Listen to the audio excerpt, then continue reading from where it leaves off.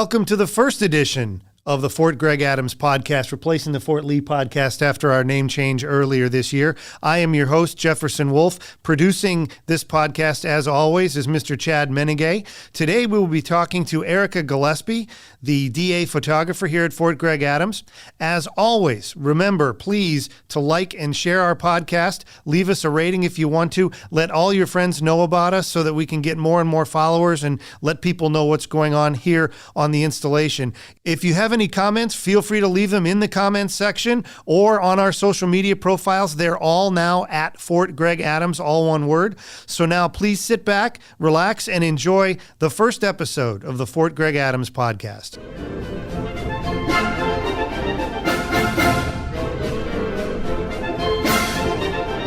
Welcome back to the newly renamed Fort Gregg-Adams Podcast. With me today is Ericka Gillespie. She is the photographer in the DA Photo Lab here at Fort Gregg-Adams. Welcome to the podcast. Yeah, thanks for having me, Chad and Jefferson. It's a pleasure to be here.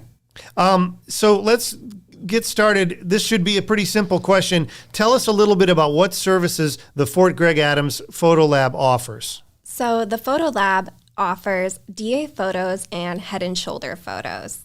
Okay, so what doesn't the office, you get requests for things, people saying, you know, can you do this, can you do this, can you do this? What don't you do? So we don't offer any like major prints, like the prints that go up on the walls, right? All of that type of media. We don't offer audio. We actually only offer photographs. So only the DA photographs and only the head and shoulder photographs. So you provide the file and people can print them themselves in most cases. Right. So I supply the digital file and then I also supply prints. Anything over a certain number of prints, though, they do have to put in a request for because we only do a limited amount of prints at the photo appointment itself. Is that a hard number? What's the number for? So typically I don't do over 10 prints because it is such an advanced printer. Each photo print takes like 3 minutes to print. So if they want like 100 prints, it's going to take a hot minute. Right. So, So more than 10, they can do it themselves. So how long have you been working in the DA Photo Lab? So I am coming up on a year. Okay. I have been here since November of 2022, and it has been a really fun year so far. That leads me to the next question. What changes or improvements have you made since taking over and getting the job a year ago?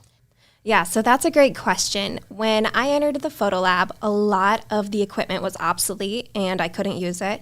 So being able to work with our awesome team that we have, we were able to order all new equipment. We got a new camera and we got this amazing stand that I absolutely love. It's called a C-stand. It holds the flag, so you no longer have to bring in a person to hold your second flag behind you for your command photo. So that's a big one. Right. Now that leads to an interesting point when you're talking about flags.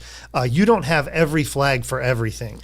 So what flags do you have and what flags do people need to bring with them if they're taking their photo? So typically I only carry the American flag and the general flags. So the 2-star, 1-star, 3-star if one should happen to need his photo here or her photo here. Yes. Yeah. So anything beyond that, we do have to have the individual or soldier go ahead and bring in their flag because if I carried everything, I don't have the storage for that. Yeah, that's a lot of flags. So basically, if you need something more than the American flag and the general flag, you probably have to bring it yourself. Yes. So we just talked a little bit about how long you'd been in the job. What do you like about the job so far? My favorite part of the day is when every soldier comes in, I ask them, so what do you do here at Fort Gregg-Adams? And the stories I get to hear back it's just incredible. I hear everything from, EOD to they work in the office and they get to plan everything out for the installation. They're constantly planning everything for training or, it's just a variety of jobs and MOSs, I guess I should say, instead of jobs. Sure. But well, they might be jobs if you have a civilian coming in. Right. Yeah, I get a lot of DOD civilians in here and it's neat. Everybody really adds something to the installation, and it's cool because I get to see that. So what makes a good photo? You have DA photos and command photos. What makes a photo stand out? The preparation behind the photo. Okay, what are some of the lessons you've learned for getting people ready or for a person to get themselves ready to take their photo? So to my soldiers out there, the biggest thing I can recommend to you is take your uniform to the cleaners. Take pride in your uniform. Don't just leave it hanging up in your closet, getting musty and dusty, and think that it's going to be okay a year or two later. I can honestly say I was occasionally guilty of that when I was still in uniform. No, take pride in your uniform. Take it to the cleaners. Come in with it freshly pressed and starched. It's going to make a world of a difference in your photo. When they come to the appointment, what can they expect to see during the appointment? So when you come in, you're going to be greeted by me. I'm going to explain to you where our 2 fitting rooms are. I'm going to show you the male and female restrooms on the floor. Usually I just point them out down the hall. Mm-hmm. And then from there, you'll go ahead and you'll hand me your CAC. I'll get you all signed in, and then we will go ahead and begin the photo appointment. What is a photo appointment like? What I guess the question then is, what do you do and what can you not do? Back in the old days, people remember they used to put weights on you and tape you and all that other stuff. Right. But what can people expect when they stand in front of the camera?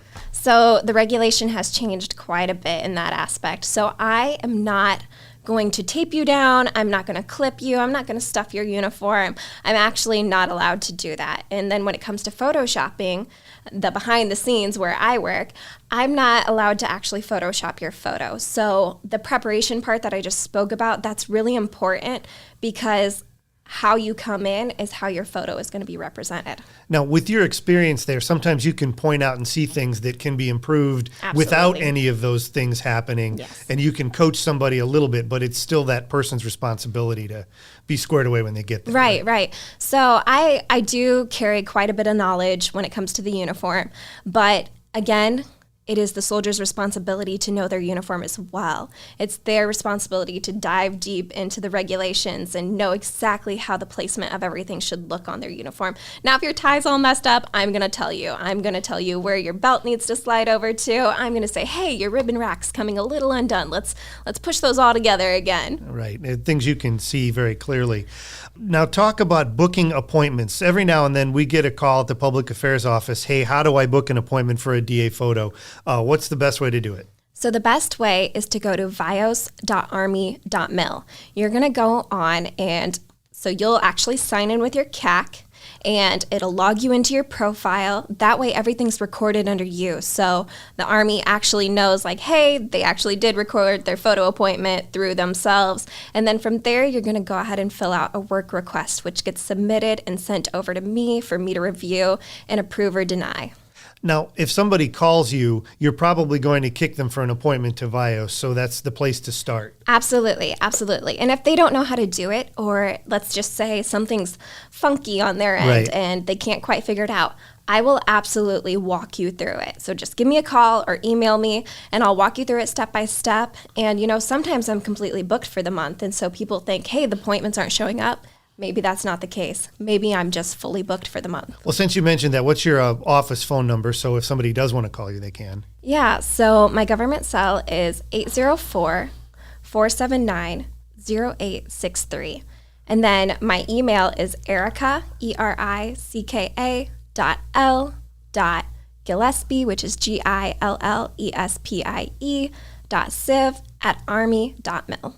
Very good. Now, if somebody has an appointment and they've booked it properly and they suddenly realize they have a meeting or they have something comes up, what do they have to do to cancel?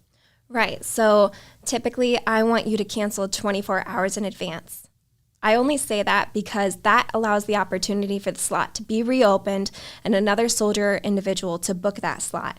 So what you need to do is you need to email me, you need to call me, you need to say, hey, I'm so sorry, I can't make it because of yada, yada, yada. And then I will go ahead and cancel it out, and you are good to reschedule at a more convenient time. When it comes to your appointments, how far out can people book? I mean, how far can they plan? You open up appointment slots on the computer system, but how far in advance do you do that? Right. So typically on the 15th of the month we're in, so currently it's July. So July 15th, I went ahead and I opened up the month of August. So since I am the only photographer for the photo lab here on the installation, I don't like to book too far out in advance because I also, work with public affairs. Right. So we kind of have to plan around. So if there's a day I need to close down the photo lab, that's why months and months and months aren't opened in advance. Right. So the bottom line is if somebody wants to get maybe a little ahead of the game and wants to get maybe a little bit of an inside scoop from this podcast, they should keep an eye on the middle of the month Right. when the appointments open up. Yes. So this is all cool, practical stuff about the office, but we're a little curious. Tell us about your background in photography and tell us what makes your photos shine. So I've owned my own photography business for a little over 10 years in the outside world. Mm-hmm. And for me, I really think you have to be passionate about what you do. So for me, photography is like my fiery passion. And so since I have the experience and the background in photography already, I get to bring that to the table when I come into the photo lab. So tell me a little bit about, in your professional photography experience, what did you do in the civilian world? What kind of photos did you take as a professional? So I work alongside lots of families, lots of engagements, couples getting engaged. I do a lot of weddings. I do boudoir. I even go as far as going to the hospitals, especially a lot pre-COVID. I would go to the hospitals and take newborn photos, which is pictures, my absolute favorite. Yeah, people. You get some interesting expressions there too. Yes, a lot of screaming babies. So how does that apply to what you're doing in the studio now? There's just a rawness that comes along with photography. You get to work alongside people and bring out the best in them, or at least you hope to bring out the best in them.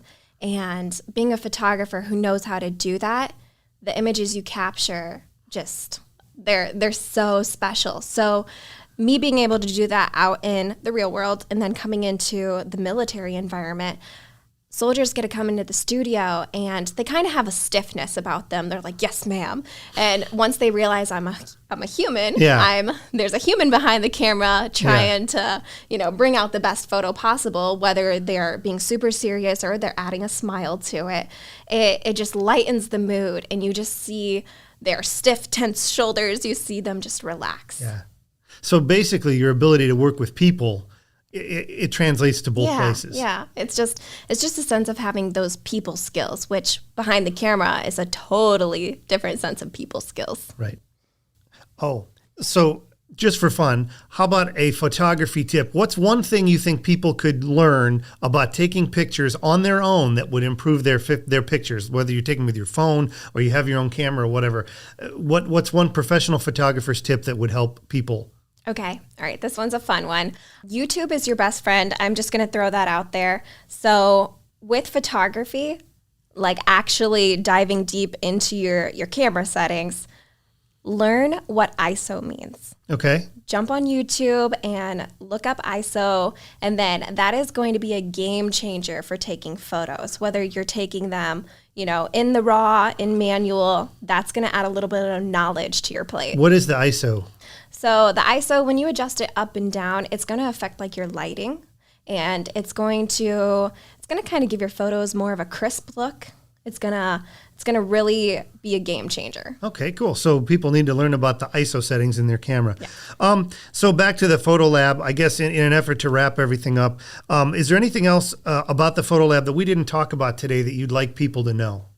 Yes, absolutely. So I did mention the regulation just a little bit. So it kind of blows me away the amount of soldiers that I have walked through my door who have never read the regulation before they've come in. Okay. And so I'm not just talking about the official Army photographs regulation, which really applies to me. It's that 640-30. Right.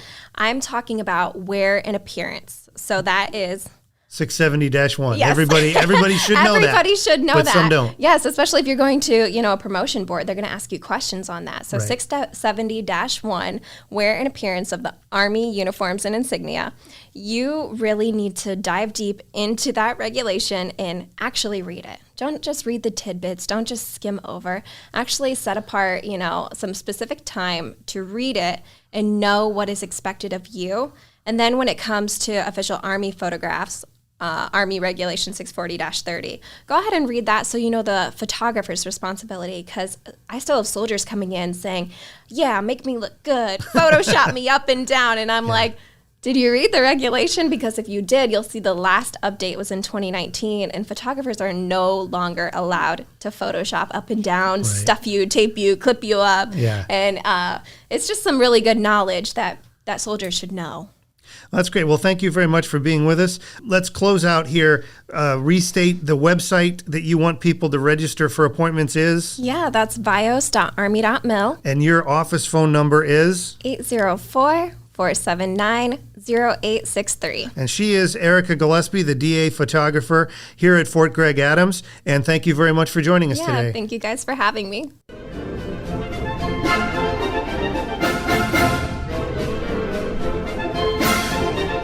Thanks for listening to the Fort Gregg-Adams podcast today. We're pleased you were able to join us. As always, as I said in the intro, please remember to like and share our podcast, leave us any ratings and comments, and visit us on all of our social media platforms, all one word, at Fort Gregg-Adams. See you next time.